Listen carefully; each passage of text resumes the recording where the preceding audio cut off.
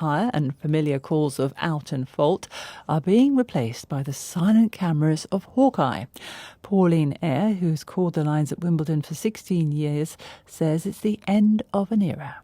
Look, I think it's one of those jobs that you take for granted until it's gone. And you don't particularly notice them. But when you look out on the television today, there aren't those three bodies at the back of the court that you're so used to. It just is different. It's just a little bit of something special that's gone. And imagine Wimbledon with no strawberries and cream or no ivy up the building or without the umpire's chair. It's just not the same.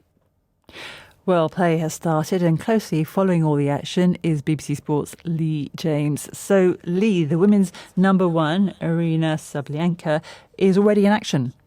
Yes, that's right. She's playing on court number one as we await the arrival of Carlos Alcaraz, the defending men's champion, here on centre court. Sabalenka is a three-time Grand Slam champion but wants to win her first major away from the hard courts. A run to the final here would see her playing in a fourth consecutive Grand Slam final, but she's lost the last two and she's had some making up to do after her defeat to Coco Gauff at the French Open, some smoothing over the harsh words that followed that defeat in Paris when she said she had lost the match rather than Gauff winning it. But a tick-tock dance routine between the pair. They seem to have put it all behind her. And on court, she's playing the Canadian Karsten Brandstein, and she's racing through the opening set, leading by 5-0.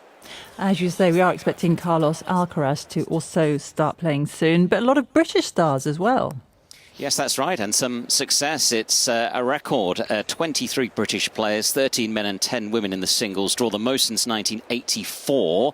And one of that contingent, Sunny Cartel, has knocked out the former French Open champion, Jelena Ostapenko, the British number 3. She won 6-2 in the deciding set. Later on court, the former US Open champion, Emma Raducanu, in an all-British tie against the teenager Mimi Zhu. That is going to attract, of course, a lot of interest, as is the action here on centre court. You talk about the lack of the line judges. We'll have that line calling technology when we await the arrival of Carlos Alcaraz. As is tradition, he's opening up proceedings here. He's taking on the Italian Fabio Fognini, and the Spaniard really seems to be at the height of his powers right now. He saved those 3 match points to come from 2 sets down to beat his rival and world number 1 Yannick Sinner in that memorable French Open final at Roland Garros 3 weeks ago. He's on a career best winning sequence of 18 matches.